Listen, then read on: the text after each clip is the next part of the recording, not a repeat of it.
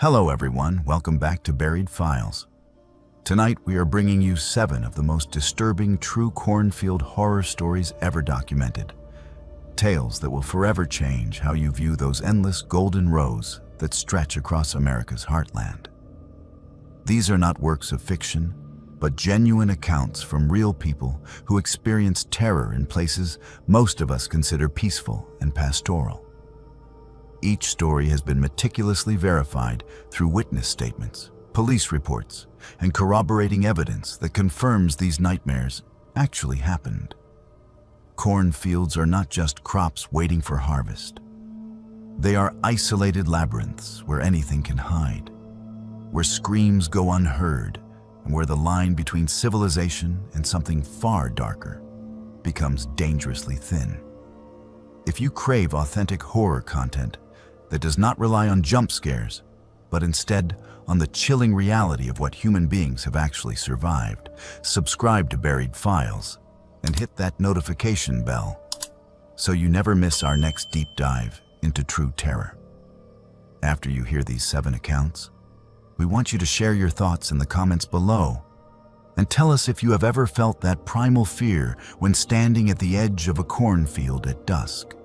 Now prepare yourself as we venture into the stalks where nightmares grow alongside the harvest. I was 17 when I found out someone had been living in my grandmother's cornfield, watching our family for months. What started as a peaceful summer job turned into the most terrifying experience of my life.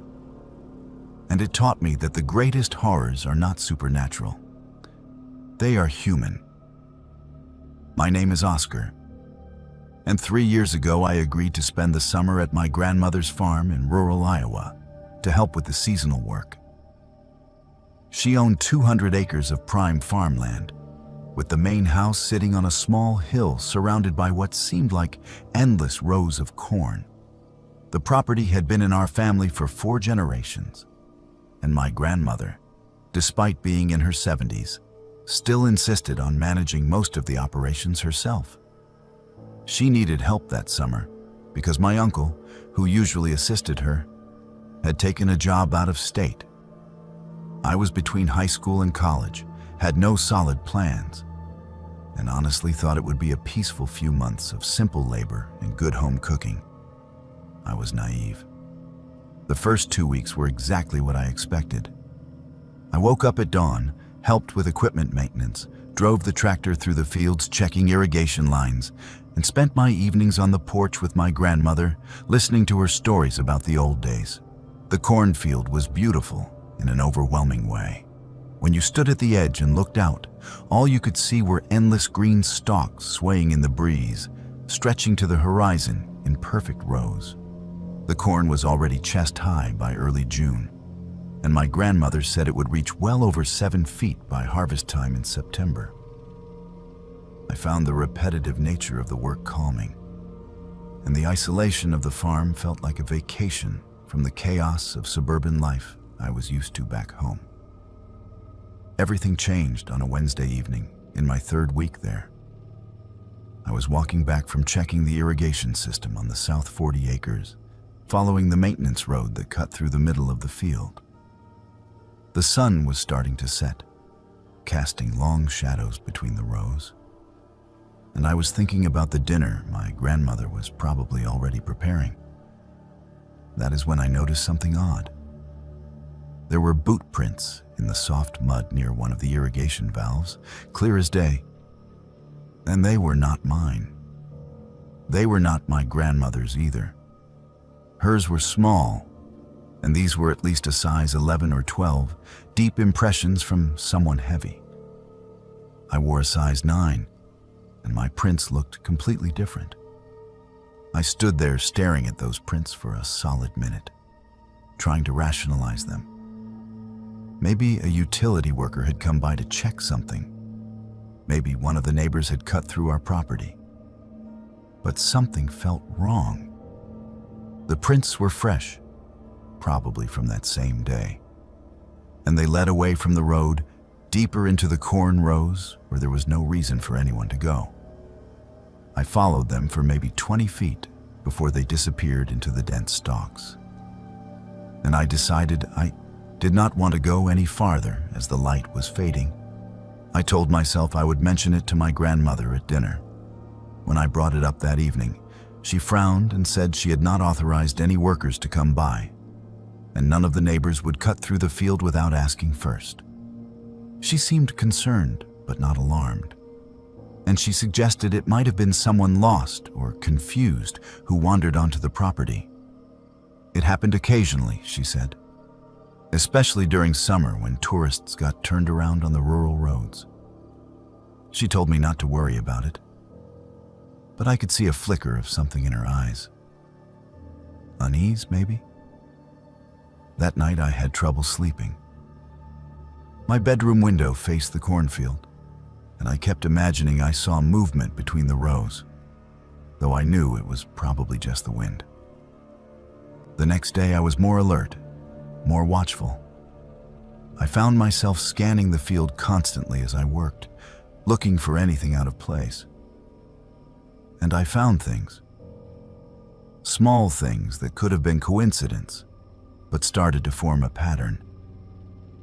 A section of corn near the old equipment barn was disturbed.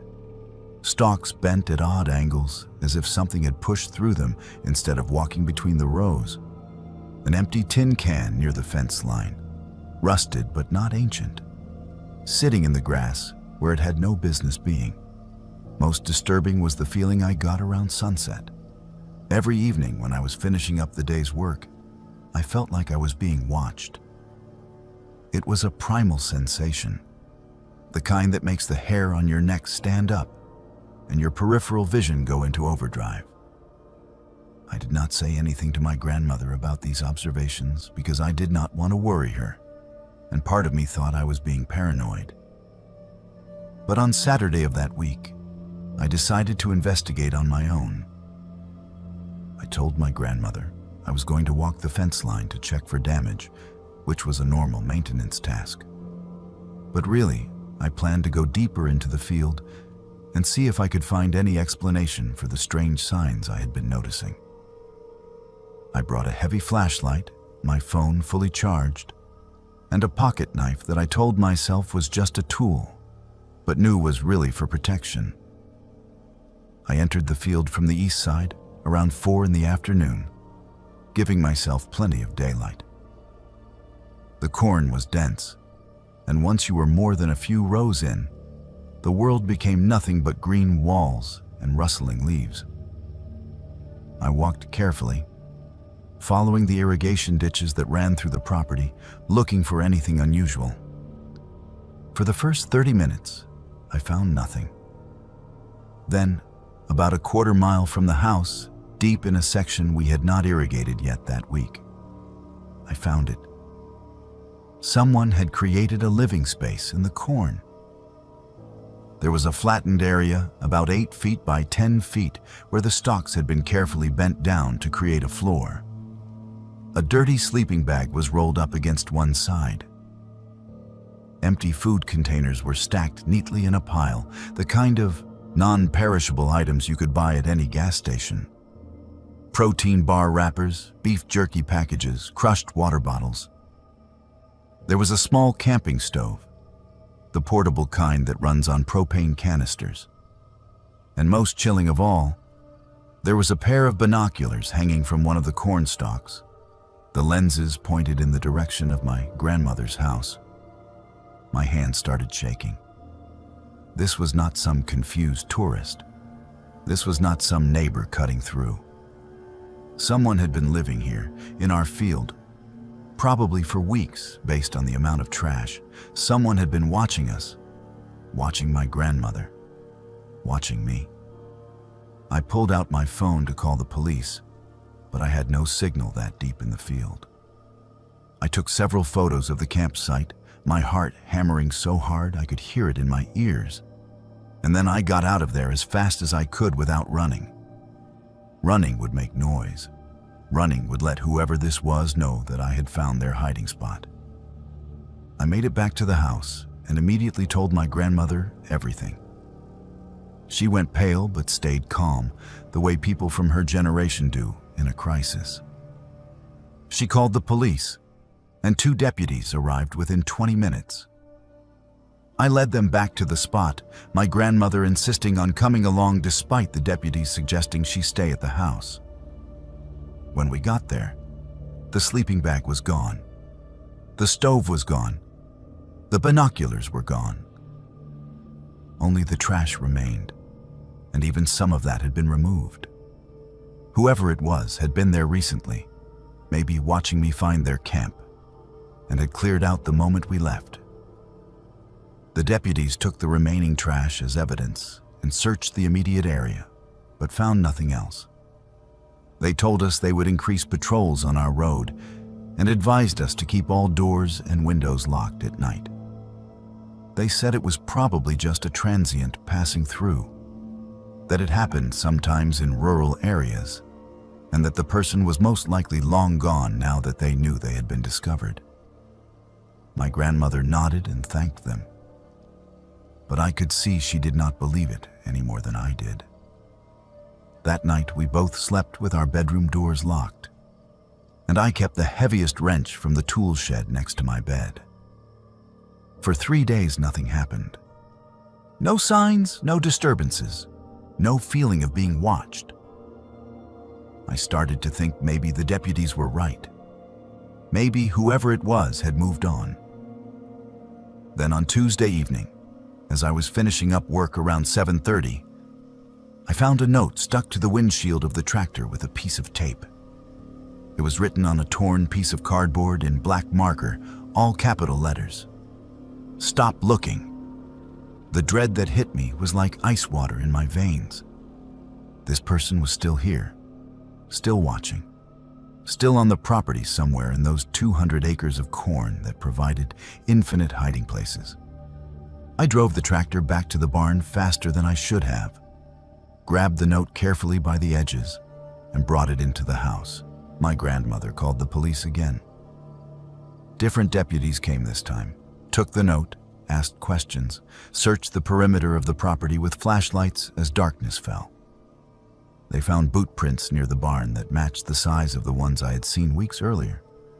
They told us this was now being treated as stalking and trespassing, that they would have someone drive by every few hours, and that we should not hesitate to call 911 if we saw or heard anything suspicious.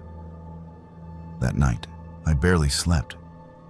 Every sound made me jolt awake.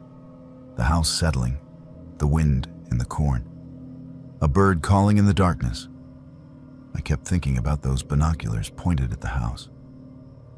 How long had this person been watching? What had they seen? What did they want? The questions cycled through my mind until dawn finally came, and I gave up on sleep entirely. My grandmother suggested I call my parents and go home, that she could hire someone local to finish the summer work. But I refused. I was not going to leave her alone on this property with some creep lurking in the fields. Instead, I called my friend Marcus, who lived 2 towns over, and asked him to come spend a few days with us. Marcus was a football player, built like a truck, and having another person around made me feel slightly less vulnerable. He arrived that afternoon with his own sleeping bag and a baseball bat, treating the whole thing like an adventure, though I could tell he was taking it seriously when he saw how rattled I was. That evening, Marcus and I decided we would take turns staying up through the night to keep watch. We sat on the porch with the outside lights on, watching the edge of the cornfield that started just 40 yards from the house. My grandmother had gone to bed around 10, and Marcus and I played cards and talked quietly, listening. Around 11:30, we both heard it. Movement in the corn, not the random rustling of wind, but deliberate rhythmic sounds. Something moving through the stalks parallel to the house. Marcus grabbed the baseball bat. I grabbed the flashlight and my phone with 911 already dialed, my thumb hovering over the call button. We stood at the edge of the porch, aiming the flashlight toward the sounds. For a moment, everything went silent. Then we saw him, just for a second, between the rows, maybe 30 feet away. A figure, tall, wearing dark clothes, standing completely still, facing the house, facing us. I hit the call button. Marcus yelled something. I do not even remember what. The figure turned and disappeared deeper into the corn, moving fast. The police arrived within 10 minutes. 4 deputies this time, taking it seriously now. They searched with floodlights and a tracking dog they had brought. 2 hours later, they found another campsite. This one even deeper in the field on the northern boundary of the property. This one had more personal items. A backpack with clothing. A wallet with an ID. That is how we learned his name was Richard Paulman, age 43, with a last known address in Nebraska. That is also how we learned he had a criminal record. Multiple counts of stalking, 1 charge of attempted breaking and entering. He had been released from prison 8 months earlier.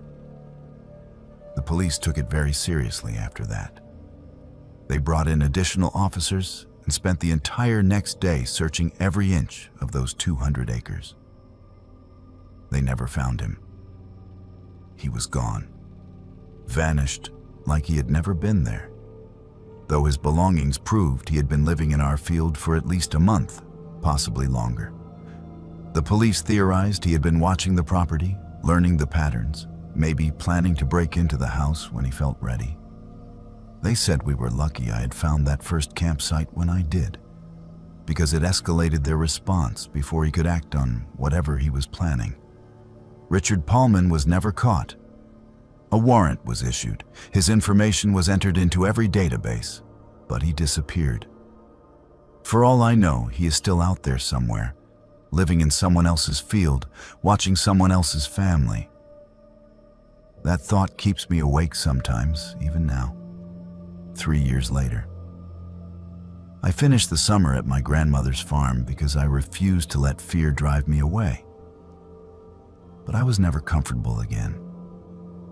Every time I went into that cornfield to work, my heart rate would spike. Every sound made me turn around. Every evening I felt eyes on me, even though I knew rationally he was probably hundreds of miles away. My grandmother sold the farm the following spring. She said it was time to retire, that she was getting too old for the work anyway. But I know the real reason. That man took away her sense of safety in the place she had lived for 50 years. The new owners harvested the corn, plowed the fields, and eventually subdivided the property for development. Houses stand there now, suburban homes with neat lawns and swing sets. I wonder if those families have any idea what happened in that field. I wonder if they would care.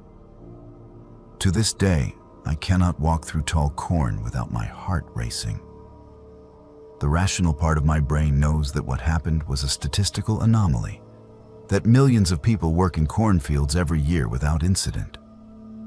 But the primal part, the part that remembers finding that campsite and seeing those binoculars pointed at my home, that part knows the truth.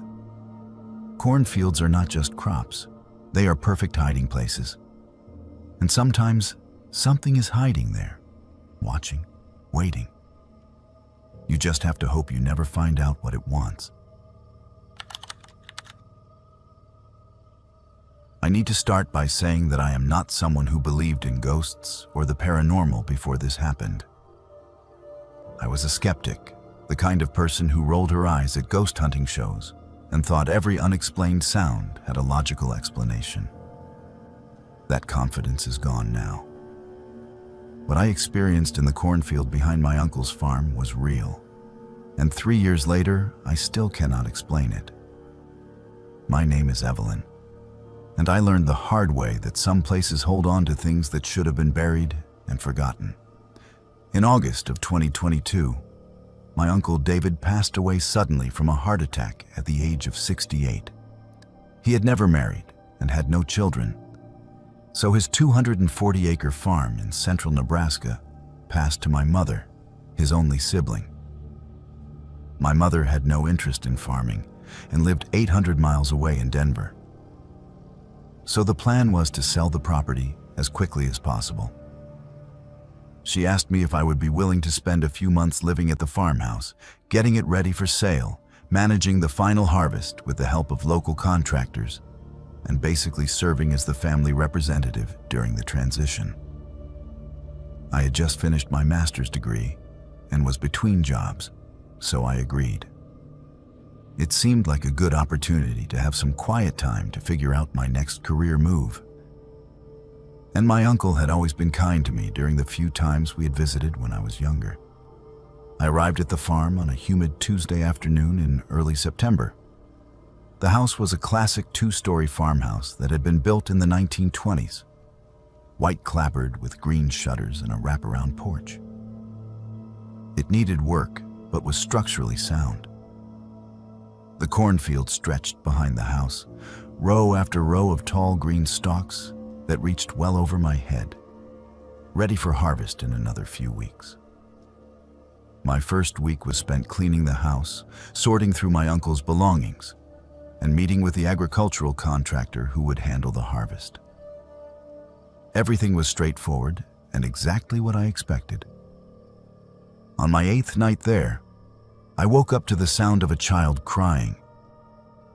It was faint but distinct, coming from outside.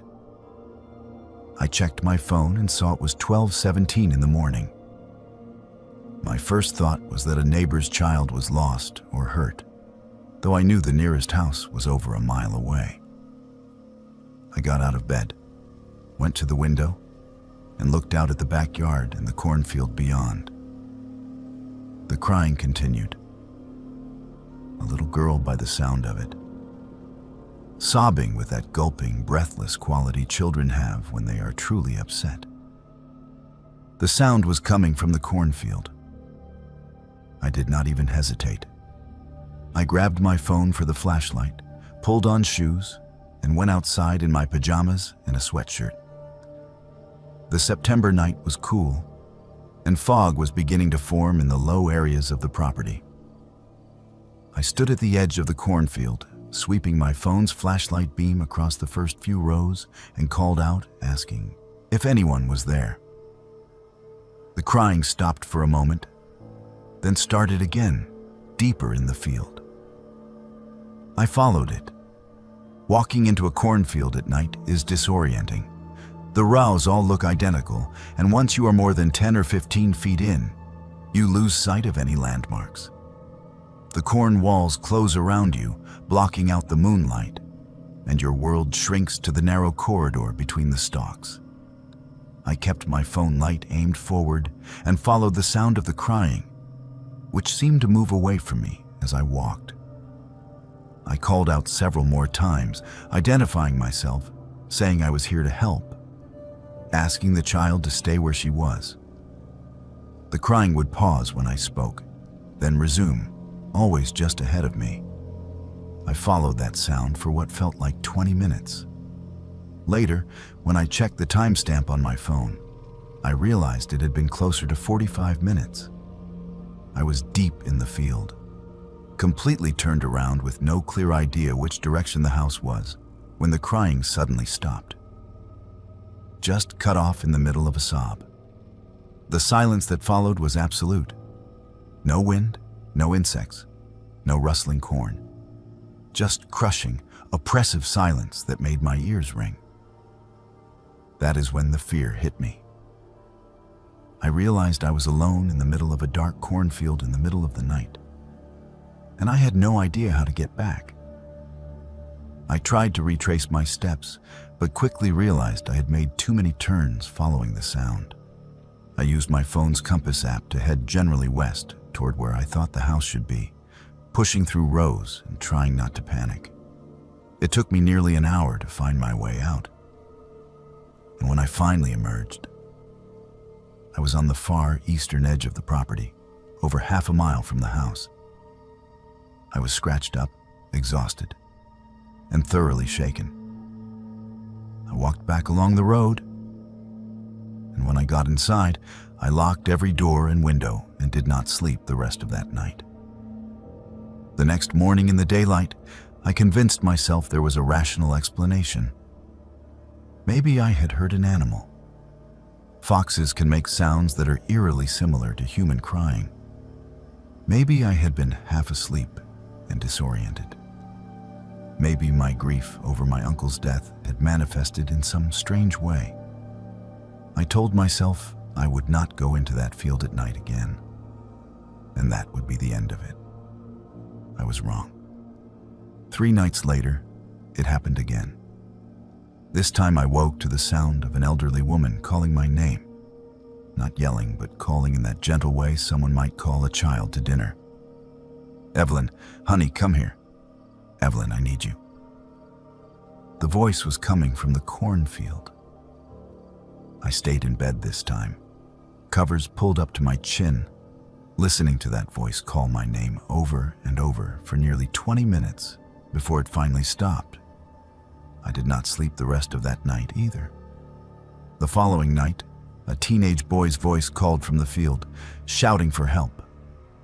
The night after that, I heard my mother's voice, which was impossible because I had spoken to her on the phone that very evening, and she was in Colorado. Every night brought a different voice, always around midnight, always coming from the cornfield. I stopped sleeping more than a few hours a night. I was exhausted and on edge, and I started researching the property's history. What I found made everything worse.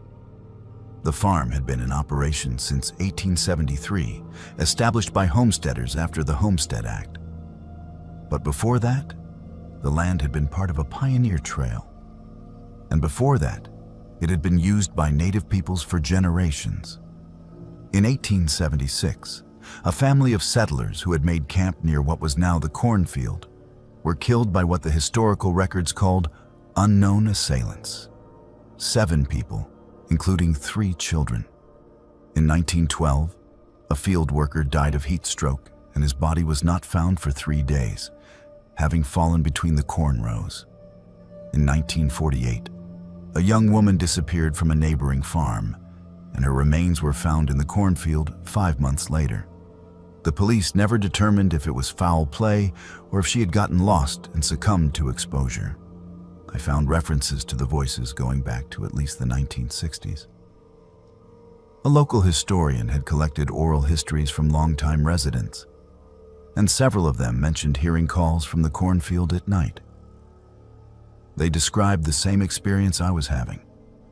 Voices of people they knew, voices of children, voices that led you deeper into the field and then vanished. At least 2 people had gotten lost following the voices and had to be rescued the next morning. No one could explain it. The local folklore said the field was built over an old burial ground, though I could not find any documentation to confirm that. I should have left. I should have packed my things and gone back to Denver and told my mother to hire someone local to handle the farm. But I was stubborn, and I told myself I was not going to be driven away by what was probably just audio pareidolia and my overactive imagination working on local superstition. So I stayed, and then I saw it. It was a Friday night, 2 weeks after the voices had started.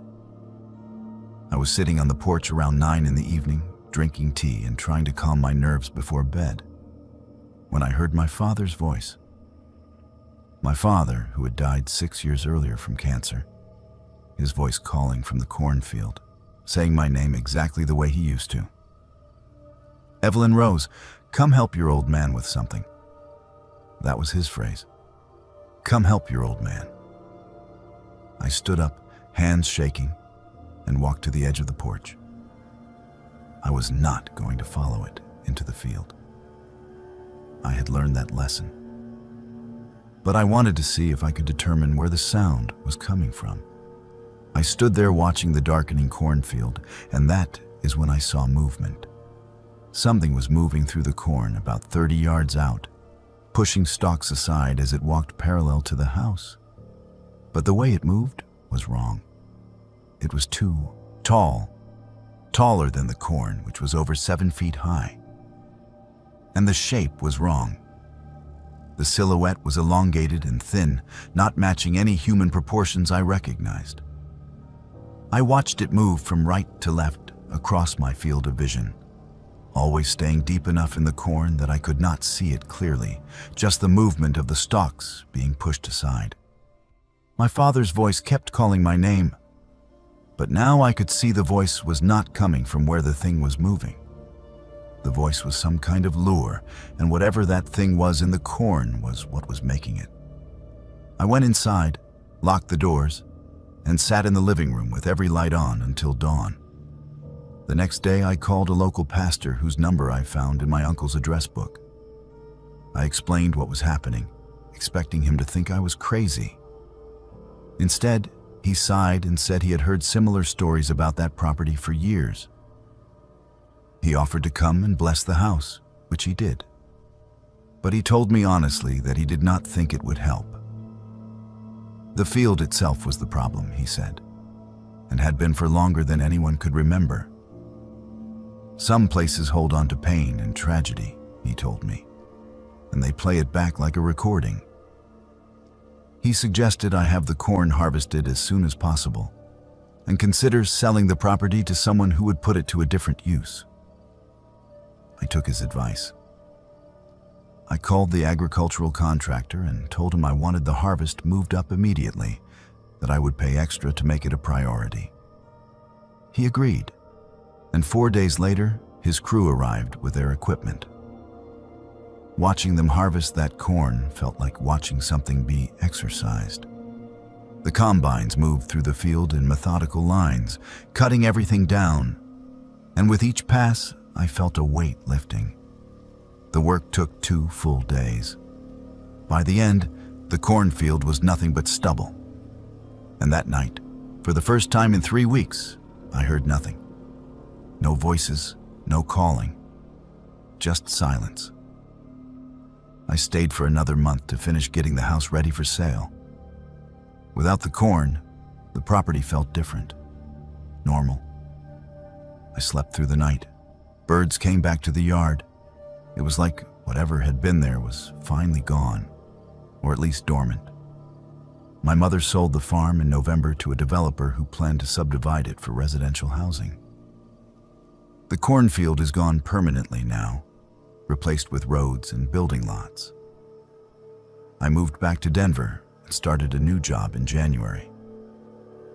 I told myself I was fine, that I had gotten through a difficult experience and come out the other side. But I still cannot drive past a cornfield without feeling a tightness in my chest. And sometimes, late at night when I'm falling asleep, I hear my father's voice calling my name from very far away. I know it is not real. I know he is gone and at peace. But some part of me wonders if I brought something back with me from that field. Some small echo of whatever was calling out there in the dark. I try not to think about it too much. I try to focus on the fact that I got out, that I survived. But the truth is, I will never be completely sure I left everything behind in that cornfield in Nebraska. Some things follow you, whether you can see them or not. My car broke down on Route 34 at 11:45 on a Tuesday night. And what happened in the next 2 hours taught me that the most dangerous predators are the ones who know how to hunt in darkness. This is the story of how I barely escaped with my life. My name is Nathan, and 5 years ago, I was 26 years old, driving cross-country from Colorado to Pennsylvania for a new job. I had been on the road for 2 days, trying to save money by driving straight through instead of paying for hotels. It was a stupid decision motivated by financial stress and overconfidence in my 10-year-old sedan. I was somewhere in rural Nebraska, a stretch of 2-lane highway that cut through endless farmland, when my engine started making a sound like marbles in a blender. Within 30 seconds, the check engine light came on. The temperature gauge spiked into the red. and I barely managed to pull onto the shoulder before the whole thing died. I sat there in the sudden silence, my hazard lights blinking weakly, and assessed my situation. It was nearly midnight. I had not seen another car in over 20 minutes. My phone showed one bar of signal that kept flickering to no service. The last town I had passed was at least 15 miles back. On both sides of the road, cornfields stretched into the darkness, the stalks tall enough that I could not see past them. The corn was late-season growth, probably ready for harvest in a few weeks, standing at least 8 or 9 feet tall and forming solid walls that blocked any view of what might lie beyond. I tried calling for a tow truck, but the call kept dropping. I tried texting my brother to let him know where I was, but the message would not send. After 20 minutes of attempting to get help with no success, I made the decision to walk.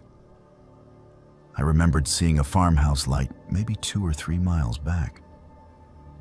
If I walked at a decent pace, I could reach it in 40 minutes, use their phone, and get help. Sitting in a dead car on a dark highway, waiting for someone to come along seemed more dangerous than walking. I grabbed my phone, my wallet, and a flashlight from the glove box, locked the car, and started walking back the way I had come. The road was completely dark except for my flashlight beam. No streetlights, no house lights visible anywhere. Just my small circle of illumination and the vast darkness beyond it. The corn rustled in the night breeze, a sound that should have been peaceful but instead felt menacing in the isolation.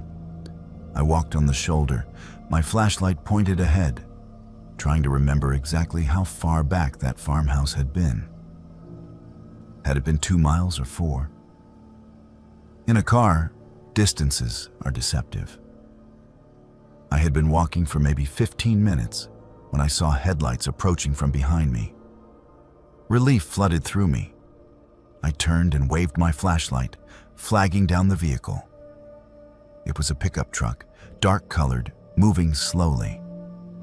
But instead of stopping when it reached me, it passed by at maybe 5 miles per hour, the driver's face hidden in shadow. I called out to it, waving, but it just continued down the road for another 100 feet. Then the brake lights came on. The truck stopped. For a few seconds, nothing happened. The truck just sat there, brake lights glowing red in the darkness. Then the reverse lights came on and it started backing up toward me. Something about the way it moved, slow and deliberate, made my stomach clench. This was not someone being helpful. This was something else. I did not wait to find out what. I turned and ran into the cornfield. I crashed through the first few rows of corn, stalks slapping my face and arms, my flashlight beam jerking wildly. Behind me, I heard the truck stop on the road, heard doors opening, heard voices. Male voices, at least 2 of them, maybe 3. One of them laughed. That laugh made my blood freeze. It was not the laugh of someone trying to help a stranded motorist. It was the laugh of someone who enjoyed watching prey run. I kept moving through the corn, trying to run between the rows instead of crashing through them, trying to move fast while staying quiet. The rows were planted in long, straight lines, which meant if I stayed in one row, they could see my flashlight beam from far away. I turned off the flashlight and relied on moonlight, which was almost non-existent under the canopy of corn leaves. I could barely see 3 feet in front of me. I tripped over the uneven dirt, caught myself, kept moving. Behind me, I could hear them entering the field. At least 2, maybe 3 people, not trying to be quiet, talking to each other in normal voices, like they were on a casual walk. That was almost worse than if they had been chasing me aggressively. The casualness of it suggested they knew something I did not. Maybe that the field was surrounded by road on all sides and I had nowhere to go. Maybe that they had done this before, I moved as quietly as I could, changing directions every few rows, trying to get deeper into the field. My heart was slamming in my chest so hard I thought it might burst. I could hear them spreading out, moving through different rows, searching in a grid pattern. One of them was getting closer to me. I crouched down, pressing myself against the corn stalks, trying to control my breathing. The footsteps came within maybe 20 feet of me, stopped, then moved in a different direction. I stayed frozen for what felt like 10 minutes, but was probably only 2 or 3. When I could no longer hear them in my immediate vicinity, I started moving again, crawling on my hands and knees to stay below the corn line. My phone was in my pocket, but I did not dare turn it on for fear the screen light would give away my position. I kept moving in what I hoped was a direction away from the road, deeper into the field. Then I heard something that made me stop breathing entirely. An engine, not the truck engine. Something else. Something mechanical and closer. Raised my head just enough to see over the corn and spotted a light moving through the field. They had driven the truck off the road and into the corn, driving down between the rows with spotlights, searching for me. I could see the lights sweeping back and forth maybe 100 yards away. I ran. I did not care about noise anymore. I crashed through the corn in pure panic, running perpendicular to the truck's path, trying to get distance before those lights found me. I ran until my lungs burned and my legs felt like they would give out. And then I saw it. A driveway. A gap in the corn that led to a gravel driveway that led to a dark farmhouse. I sprinted toward it, my legs finding energy I did not know I had left. The truck's engine sound changed pitch. They had seen me. The lights were turning in my direction. I ran down the driveway and threw myself behind a metal storage shed next to the dark house, pressing myself against the corrugated metal wall, gasping for air. I heard the truck stop at the end of the driveway. The engine idled. Doors opened. I was trapped. The house was dark. No one was home, or they were asleep, and I did not have time to wake them. The shed blocked me from view of the driveway, but if they came down and searched, they would find me in seconds. I looked around desperately and spotted a large propane tank 10 feet away, closer to the house. I crawled to it and pressed myself behind it, making myself as small as possible. I heard footsteps on gravel. 2 people walking down the driveway. They were talking quietly, words I could not make out. They were maybe 30 feet away, 20 feet. The footsteps stopped. One of them said something about checking the house. The other one laughed again, that same terrible laugh. Time seemed to stop. I was certain they were going to find me. Certain this was how I was going to die, in some stranger's yard, killed by people whose faces I had never even seen. Then, from the direction of the road, a third voice called out. Urgent, something about lights. The footsteps on the gravel hesitated, then turned and moved quickly back toward the truck. Doors slammed. The engine revved and the truck pulled away fast, gravel spraying. I waited behind that propane tank, not moving, barely breathing, for what felt like an hour, but my phone later told me was 20 seconds. When I finally dared to look, the truck was gone. I could see tail lights in the distance, moving away down Route 34. I stayed hidden for another full 10 minutes, making sure they were really gone and not coming back. When I finally stood up on shaking legs, I vomited in the grass next to the propane tank. Fear and adrenaline and exhaustion all hitting me at once. I walked to the dark farmhouse and pounded on the door until lights came on inside. An elderly couple answered, understandably terrified by the filthy, wild-eyed man on their porch at 1 in the morning. I told them I needed to call the police that someone had, chased me through the cornfield. They let me in and called 911 while the wife made me sit down and brought me water. The police arrived 30 minutes later.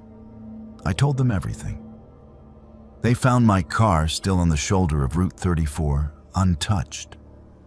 They searched the cornfield with flashlights and found tire tracks where the truck had driven into the field, found the trampled corn where multiple people had been walking around, found my footprints and other footprints. But they never found who had chased me. The truck had vanished. The deputy who took my statement told me I was the fourth person in 2 years to report being chased in that area after their car broke down or they stopped for some other reason. None of the other victims got away. 2 were found beaten nearly to death and robbed. 1 was never found at all. The deputy said they suspected it was a group targeting stranded motorists, possibly even sabotaging cars to create victims. But they had never caught anyone. He said I was lucky. I did not feel lucky. I felt like I had looked into something dark and barely escaped. My car was towed to a shop in the nearest town. The mechanic told me my coolant line had been cut cleanly, not worn through or damaged by age. Someone had sabotaged my car. I paid to have it fixed and continued my drive east, but I could not stop shaking for days. That was 5 years ago, and I still cannot drive through rural areas at night without my heart rate spiking. I keep my car meticulously maintained. I never let my gas tank get below half full. And if I see a pickup truck approach slowly on an empty highway, even in broad daylight, I feel that same cold panic. Because I know now that there are people who hunt other people, who use the isolation of cornfields and dark roads to their advantage, and who laugh while they do it. I survived because I ran fast and got lucky. That is all. And knowing how close I came to being one of the ones who did not get away haunts me every single day. When I was 19 years old, I stumbled upon something in a cornfield that I was never meant to see. What started as innocent curiosity during a boring house-sitting job turned into one of the most terrifying nights of my life. And it taught me that some traditions are kept secret for very good reasons. My name is Zoe, and this is what happened when I discovered the Circle people. In the summer of 2020, I agreed to house sit for a family friend named Mrs. Garrett, who lived about 40 minutes outside of my hometown in southern Indiana. She was going to visit her daughter in Ohio for 2 weeks and needed someone to water the plants, feed the cat, and generally keep an eye on the place. The pay was decent, and I had nothing else going on between college semesters, so I said yes. The house was a modest ranch-style home on the edge of a small farming community, surrounded by fields. Behind the house was a massive cornfield that seemed to stretch on forever, owned by a neighboring farmer who leased the land. The first few days were uneventful and honestly pretty boring. I watched television, read books, played with Mrs. Garrett's ancient tabby cat, and tried not to lose my mind from the isolation. On the 4th day, I decided to explore the property a bit. There was a walking path that ran along the edge of the cornfield, probably used by Mrs. Garrett for her evening walks, and I followed it just to get some exercise and fresh air.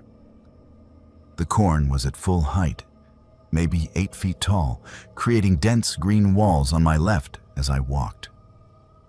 After about 10 minutes, I noticed something odd. There was a gap in the corn, like a pathway leading into the field. Curious, I followed it. The path wound through the corn for maybe 50 feet before opening into a perfectly circular clearing. Someone had removed all the corn plants in a circle roughly 30 feet in diameter, leaving bare dirt. But it was not just an empty circle. Someone had drawn symbols in the dirt with what looked like chalk or paint. Geometric patterns, circles within circles, lines radiating from the center. And arranged around the perimeter of the circle were children's toys. Old ones, weathered by time and exposure. A stuffed rabbit with one ear missing, a wooden doll with a painted face, a set of jacks, a jump rope coiled like a snake, maybe 15 or 20 items total, each placed deliberately at even intervals around the circle's edge. I stood at the edge of this clearing, my phone already out, taking pictures. It was strange and definitely gave me an uneasy feeling, but I was more curious than scared. I figured it was some kind of art project, or maybe a memorial of some sort. I walked around the circle, photographing the symbols and the toys, trying to make sense of the patterns. Then I heard a twig snap behind me, and I spun around, heart racing, but there was no one there. Just the corn swaying gently in the afternoon breeze. I decided I had seen enough and, meek, followed the path back to the house. That evening, I showed the photos to my friend Bailey, who had grown up in the area. We were video chatting, and I was telling her about my boring house-sitting gig when I remembered the circle. I pulled up the photos and showed them to her. Her face went pale. She leaned closer to her screen, studying the images. And then she looked at me with an expression I had never seen on her before. Fear mixed with something like reverence. She asked me where exactly I was staying, and when I told her, she closed her eyes and said one word: crap. Bailey proceeded to tell me about what locals called the Circle People. She said it was a group in the area that practiced what they claimed were old harvest traditions, rituals that predated modern farming and had roots in European folk practices brought over by the original settlers. Most people in town knew about them, but did not talk about them much. They were secretive and very protective of their practices. And while they were generally considered harmless, there were stories. Stories about people who interfered with their ceremonies having bad luck. Crops failing, houses burning down. Nothing that could be proven, but enough that people knew to leave them alone. Bailey told me to stay away from that circle, to not go back there, to definitely not touch anything or disturb the setup. I promised her I would not, but I could not stop thinking about it. That night, I kept looking out the back window at the cornfield, wondering what those symbols meant, what those toys represented. Around midnight, I finally went to bed, but I had trouble sleeping. The house was so quiet, and every small sound seemed amplified. Around 3 in the morning, I woke up to something that made my blood run cold. Chanting. Low, rhythmic chanting coming from outside. Multiple voices speaking in unison. Words I could not make out, but that had a cadence, like a prayer or incantation. I got out of bed and went to the window that faced the cornfield. In the distance, maybe 200 yards out, where I knew the circle was located, I could see lights. Flickering orange lights like torches or candles. I counted at least 10, maybe more, and I could see figures moving around them, dark shapes against the firelight. The chanting continued, rising and falling in volume, and I realized with a sick feeling that some of those figures were small. Children. There were children out there in that field in the middle of the night, participating in whatever this ceremony was. I should have closed the curtains, gone back to bed, pretended I had not seen anything. That is what a smart person would have done. Instead, I grabbed my phone and started recording video through the window, zooming in as much as I could on the distant lights and figures. I recorded for maybe 30 seconds, trying to keep my hands steady, trying to capture evidence of what I was witnessing. Then my phone's camera flash went off. I had not realized the flash was on automatic, trying to compensate for the low light. The bright white flash lit up the interior of the room behind me, and consequently, my reflection was visible in the window. For a moment, I just stood there in shock, staring at my phone in horror. Then I looked back toward the field. The chanting had stopped. Complete silence. And the figures, all of them, had turned toward the house. I could not see their faces at that distance, but I could see the shift in their body positions, all oriented in my direction now. All of them looking toward the window where I stood. I dropped to the floor below the window line, my heart slamming in my chest. I stayed there for maybe 2 minutes, afraid to move, afraid to breathe. Then I heard them. Footsteps outside. Multiple people walking toward the house. Not running, not rushing, just walking with steady, purposeful steps. I crawled to the front door and checked that it was locked. It was. I checked the back door. Locked. I went through the entire house in a crouch, checking every window, every entry point, making sure everything was secure. The footsteps got louder, closer. They were in the backyard now. I called 911, but when the dispatcher answered and asked what my emergency was, I froze. What was I going to say? That people were having a ceremony in a cornfield and I spied on them?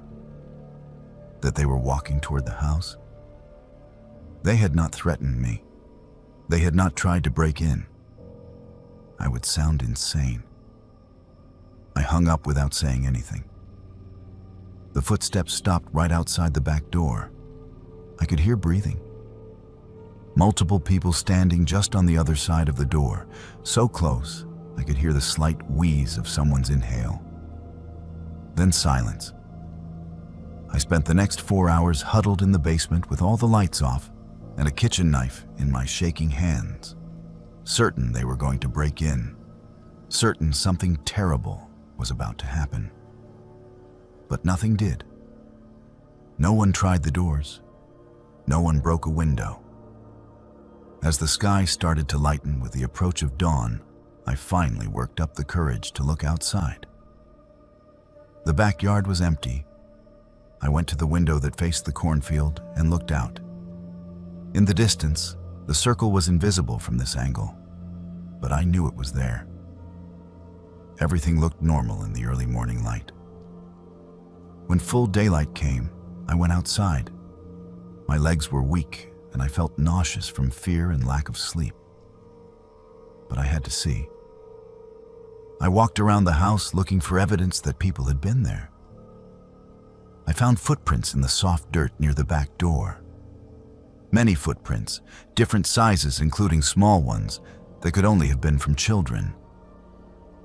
I followed the back path toward the cornfield, toward where the circle had been. When I reached the spot, I found that the path into the field had been covered. Someone had bent the corn stalks back across the entrance, hiding it. I pushed through anyway, forcing my way in, and emerged into the clearing. The circle was gone, not just cleaned up, but obliterated. The dirt had been raked smooth, erasing all the symbols. The toys were gone. Every trace of what had been there was removed as if it had never existed. Except for one thing.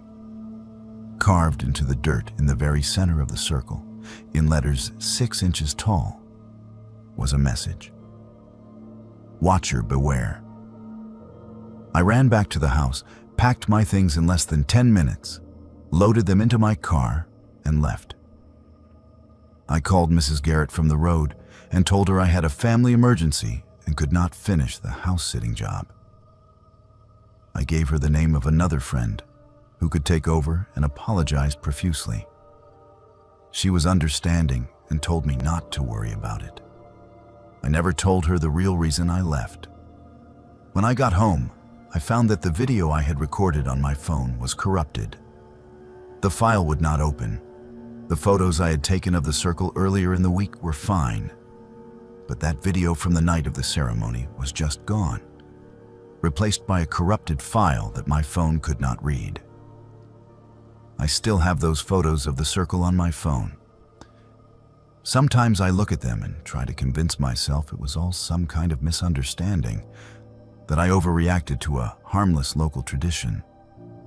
But then I remember the message carved in the dirt. Watcher beware. Those words were not a misunderstanding. They were a warning. Mrs. Garrett came home from her trip and never mentioned finding anything strange. My friend who took over the house-sitting job said the rest of the 2 weeks were completely uneventful. Life went on as normal for everyone except me. I moved back to college in the fall and tried to put the whole experience behind me. But I never went back to that area. When Bailey invites me to visit, I always make an excuse. And I never, ever go near cornfields anymore, especially during harvest season, because I know now that there are people who practice traditions in the shadows, rituals that the rest of us are not meant to see. And if you do see them, if you witness what you should not have witnessed, they will make sure you know that you have crossed a line. I got off with a warning. I do not want to know what would have happened if I had pushed further or gone back. Some mysteries are meant to stay buried in the corn. I was 22 years old when I took a summer job that would haunt me for the rest of my life. What I discovered working as a farmhand in eastern Kansas taught me that evil does not always announce itself with violence or threats. Sometimes it hides behind a quiet smile and a firm handshake. And by the time you see the truth, you are already standing on top of graves you did not know existed. My name is Dylan, and I worked for a serial killer without knowing it. The job posting appeared on a bulletin board at the agricultural supply store in Junction City in late May. Farmhand needed for summer season, it read. Room and board provided, competitive wages, experience preferred but not required. I had grown up around farms and needed money before heading back to college in the fall, so I called the number. A man named Patrick answered, his voice calm and measured. He asked a few basic questions about my experience, whether I could operate equipment, whether I had any health issues that would prevent heavy labor. The conversation lasted maybe 10 minutes, and at the end, he told me the job was mine if I wanted it. I said yes. I arrived at the farm on a Tuesday afternoon. The property was about 15 miles outside of town, accessible by a long gravel driveway that wound through fields of young corn, already knee-high in the early summer heat. The house was a simple 2-story farmhouse, white paint peeling in places, but structurally sound. Patrick met me on the porch. He was in his mid-50s, lean and weathered from years of outdoor work, with graying hair cut short and hands that were calloused but clean. He shook my hand firmly, showed me to the converted barn where I would be staying, and gave me a brief tour of the operation. He ran a corn and soybean farm on just over 400 acres. Most of the work was mechanized, but he needed help with equipment maintenance, irrigation management, fence repair, and general labor during the growing season. He was polite, but not overly friendly, the kind of employer who respected boundaries and expected the same in return. I liked that. Some people talk your ear off. Patrick let the work speak for itself. The first 3 weeks were exactly what I expected. I woke at dawn, worked until mid-afternoon when the heat became oppressive, took a break, then worked another few hours in the evening when it cooled down. Patrick paid me in cash every Friday, and we ate dinner together most nights, simple meals he cooked himself. He was a decent cook and a quiet companion. We talked about weather, crop prices, equipment breakdowns. He never asked about my personal life, and I did not ask about his. It was a professional arrangement that suited us both. The only odd thing I noticed was how particular he was about one section of the property. The north field, About 80 acres of corn separated from the main operation by a tree line was off limits. He told me during my first week that the North Field was on a different planting schedule and was not ready for any kind of maintenance yet. Fair enough. I did not question it. Farmers have their systems, and I was not there to second-guess his methods. But curiosity is a dangerous thing. In my fourth week, I was repairing fence posts on the western boundary when I noticed that the corn in the North Field looked identical to the corn in the main fields. Same height, same color, same stage of growth. It did not make sense that it would be on a different schedule. I mentioned it casually to Patrick that evening over dinner. His face did not change, but something in his eyes shifted. He told me firmly that the North Field was his concern and I should focus on my assigned work. The conversation moved on, but I felt a chill that had nothing to do with the temperature. 2 days later, around 7 in the evening, I was walking back from checking an irrigation pump near the tree line when I saw Patrick. He was walking into the North Field carrying a large duffel bag over his shoulder, the kind of heavy canvas bag people use for camping gear or tools. He did not see me. I watched him disappear into the corn rows, moving with purpose toward the center of the field. It struck me as odd. Why would he need tools out there if the field was not being worked? I dismissed it. Maybe he was checking for pests or setting up monitoring equipment. But the image stuck with me. The following Monday, Patrick drove into town for supplies. He told me he would be gone most of the day and that I should focus on cleaning and organizing the equipment shed. After he left, I stood in the yard for a long time, looking toward the North Field. I knew I should not go out there. I knew it was a violation of trust and potentially my job. But something nagged at me, some instinct I could not name. I walked to the tree line, pushed through the brush, and entered the North Field.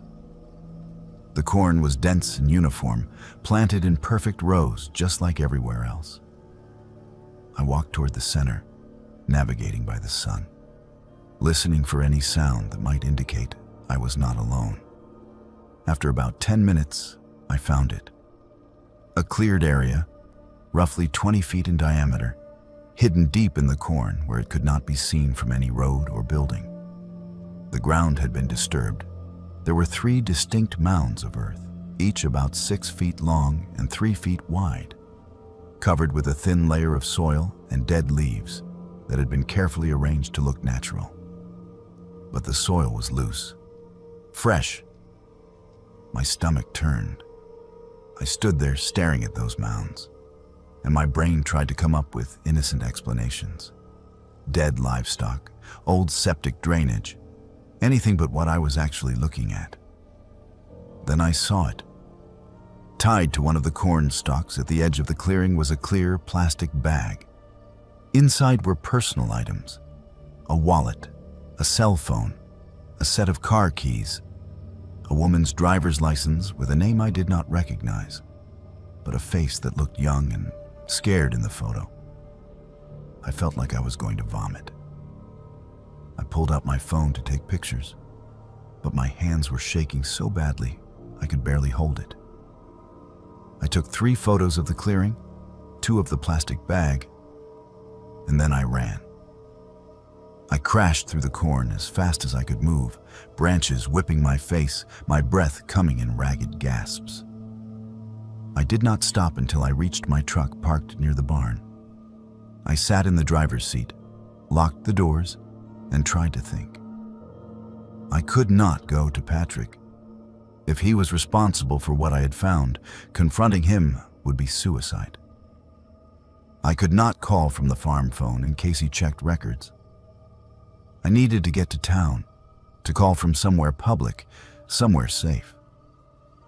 I started the truck and drove down the long gravel driveway, forcing myself to go slow, to not raise suspicion if Patrick happened to be coming back and we passed each other on the road. My heart did not stop pounding until I reached the main highway. I drove to the sheriff's office in Junction City and told them everything. The deputy who took my statement looked skeptical at first. But when I showed him the photos on my phone, his expression changed.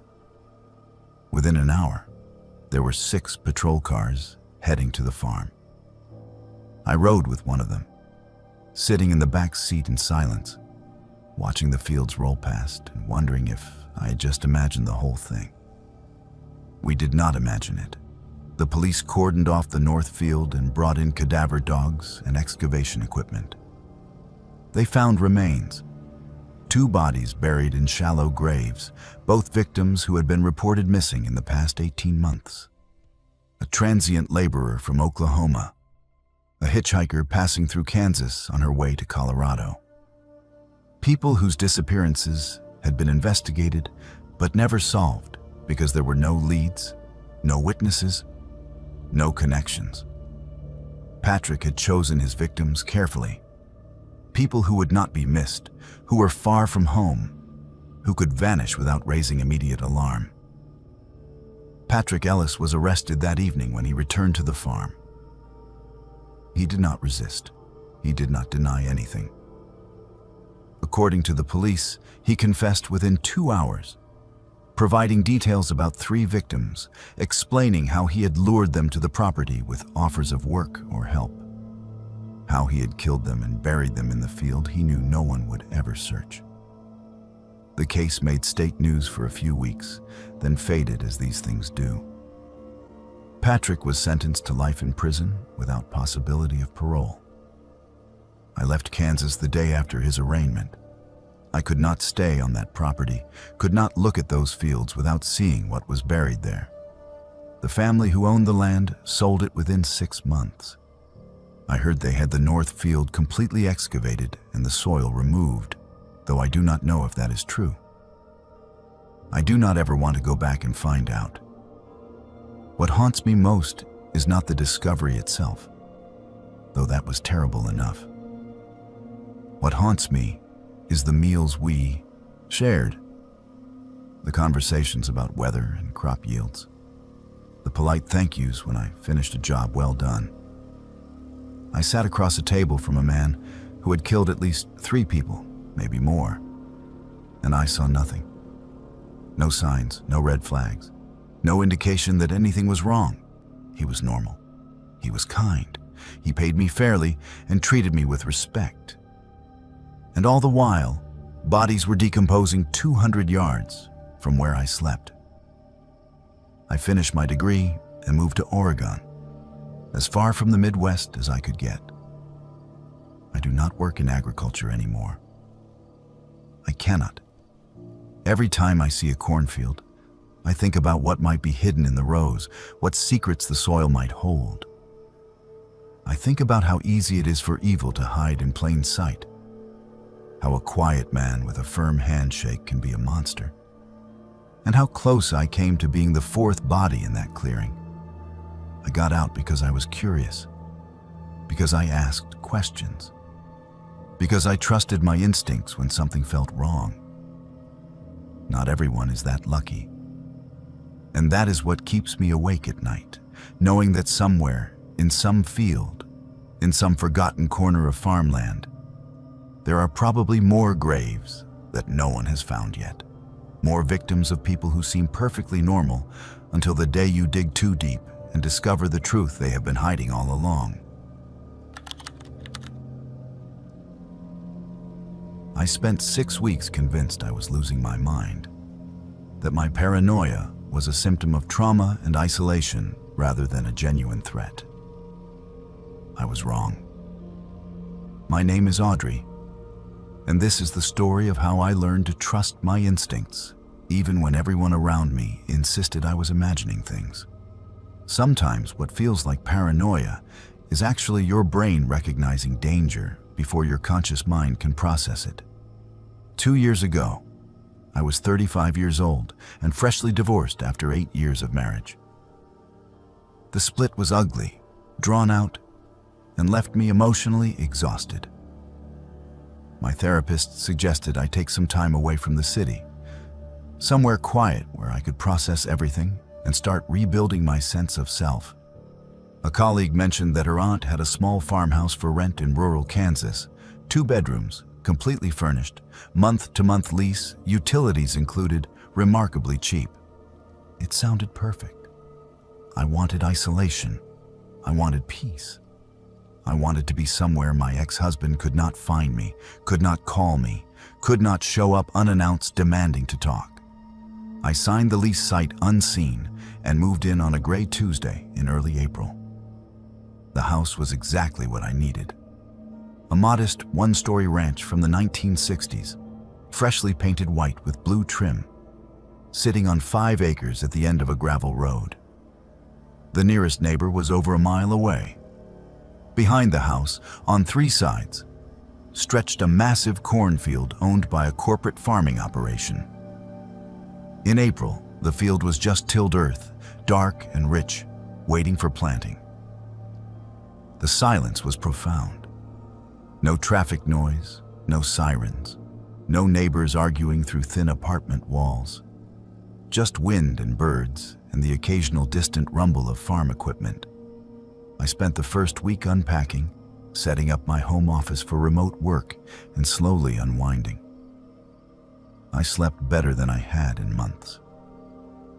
The corn was planted in mid-April, and by early May the field had transformed into a sea of bright green shoots, maybe 6 inches tall and growing visibly day by day. I started taking my morning coffee on the back porch, watching the sunrise over the field, feeling something like contentment for the first time since the divorce. But around the 3rd week of May, something shifted. I started feeling watched.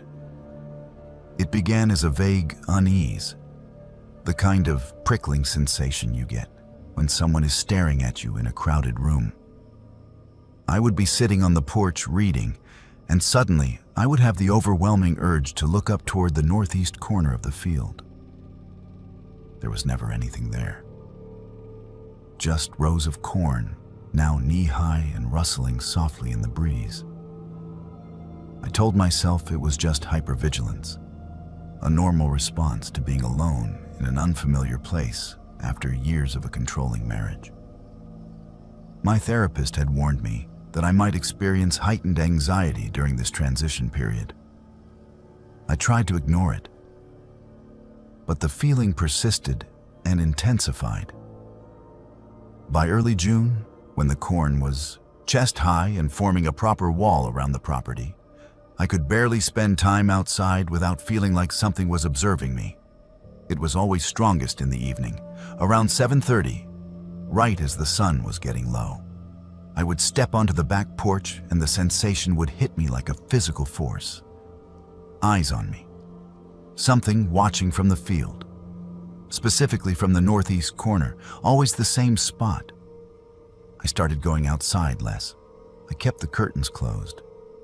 When I mentioned it casually to my friend Rachel during a phone call, she gently suggested that maybe I was projecting my feelings about my ex onto the environment, that feeling watched was a manifestation of my hypervigilance during the marriage. She recommended I talk to my therapist about it. I did. My therapist suggested the same thing and asked if I wanted to try anxiety medication. I said I would think about it. The rational part of my brain agreed with them. Of course, I was being paranoid. I was a recently divorced woman living alone in the middle of nowhere, still processing years of emotional abuse. My nervous system was in overdrive. The feeling of being watched was psychological, not real. There was nothing in the cornfield. I needed to address my anxiety, not feed into irrational fears. But the primal part of my brain, the part that evolved over millions of years to keep humans alive, was screaming that something was wrong. I tried to prove to myself that it was all in my head. I set up my phone on the back porch one evening to record video of the northeast corner of the field while I stayed inside. I recorded for an hour, then reviewed the footage. Nothing. Just corn swaying in the wind. I felt foolish and a little relieved. See? just anxiety. Nothing there. 3 days later, I did it again, this time positioning the phone to capture a wider angle. Again, nothing unusual in the footage. I was starting to feel better, more confident that this was indeed a psychological issue I could work through rather than a real external threat. I made an appointment with my doctor to discuss medication options. Then, on a Thursday evening in late June, I decided to confront my fear directly. The corn was now over 7 feet tall, forming dense walls that you could not see through. The feeling of being watched had become so strong that I was essentially hiding in my house every evening, curtains drawn, lights off, trying to be invisible to whatever I thought was out there. This was not sustainable. I needed to prove to myself, once and for all, that there was nothing in that field. At 7:15, right before the usual time when the feeling was strongest, I walked out the back door and marched directly toward the northeast corner of the property. My heart was pounding and my hands were shaking, but I forced myself to keep walking. I was going to go right up to the edge of that cornfield, look into it, see that there was nothing there, and put this whole, ridiculous fear to rest. I made it about 30 feet from the corn when I saw it. A hunting blind, a camouflage ground blind, the kind hunters use to hide while waiting for deer, positioned just inside the first row of corn and angled directly toward my house, specifically toward the back porch and the large windows of my bedroom and bathroom. My legs went weak. I stood there staring at it, my brain trying to process what I was seeing. That had not been there when I moved in. That was not there in April or May. Someone had set that up recently, had positioned it deliberately to watch my house, to watch me. I took a step closer, then another, moving on autopilot even though every instinct was screaming at me to run. The blind was occupied recently. There were fresh cigarette butts on the ground outside it, at least 20 of them. Inside the blind, hung on the frame, were photographs, Polaroid pictures of me. Me on the back porch drinking coffee. Me getting my mail from the box at the end of the driveway. Me visible through my bedroom window, getting dressed. There were at least a dozen photos, maybe more.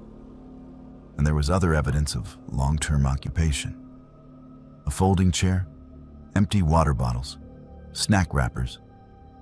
Whoever had been using this blind had spent hours there. Days, probably. Watching me. I ran. I sprinted back to the house, my breath coming in gasps, fumbled with my keys, got inside, locked every door and window, and called 911 with hands shaking so badly I could barely hold the phone. I told the dispatcher there was someone stalking me, that I had found a blind with photos, that I needed police immediately.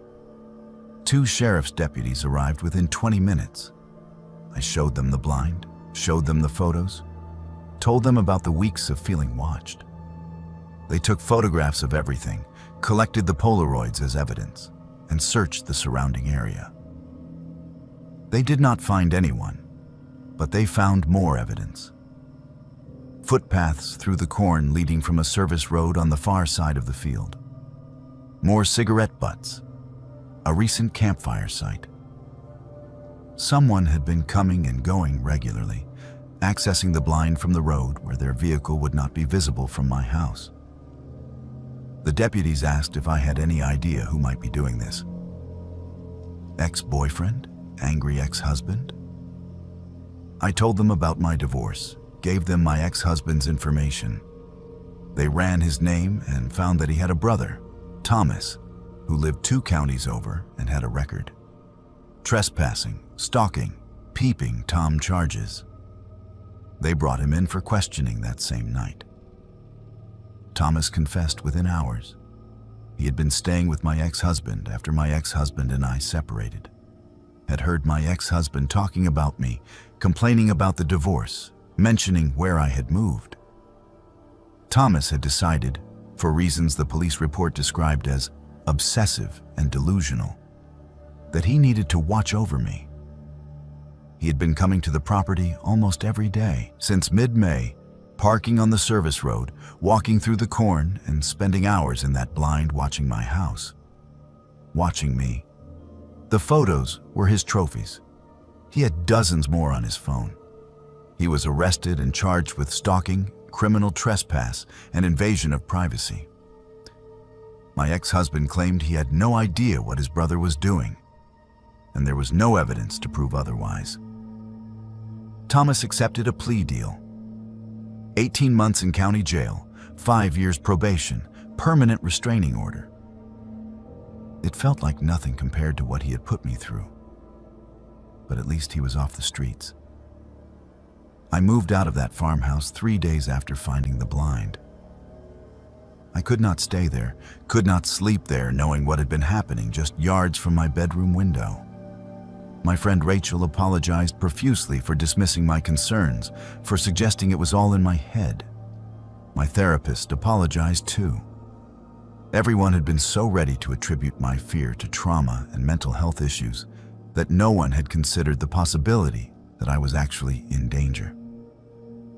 The thing that haunts me most is not what Thomas did, though that is terrible enough. It is the fact that I almost convinced myself I was crazy. I almost went on medication to suppress the very instinct that was trying to protect me. If I had succeeded in medicating away that feeling of being watched, if I had managed to ignore it completely, how much longer would he have escalated? The police found journal entries on his phone detailing his fantasies about entering my house while I slept. I was weeks, maybe days, away from him acting on those fantasies. I live in an apartment complex now. 4th floor, neighbors on all sides, security cameras in the hallways. I have triple locks on my door and a security system. I see a new therapist who specializes in stalking victims.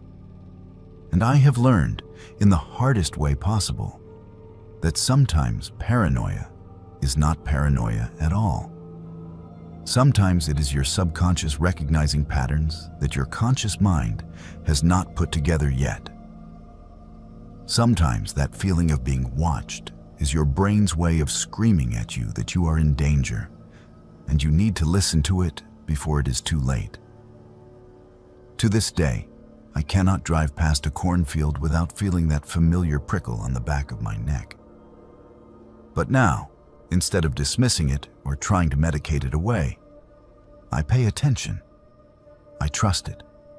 Because the alternative, ignoring your instincts because you are afraid of seeming irrational or paranoid, can get you killed. I was lucky. I listened to that voice just in time. Not everyone does. And I think about that every single day. Every time I see those tall green walls swaying in the wind, wondering who else might be hiding in the rows, watching and waiting for the right moment to strike. Trust your instincts, even when everyone tells you it is all in your head. Especially then,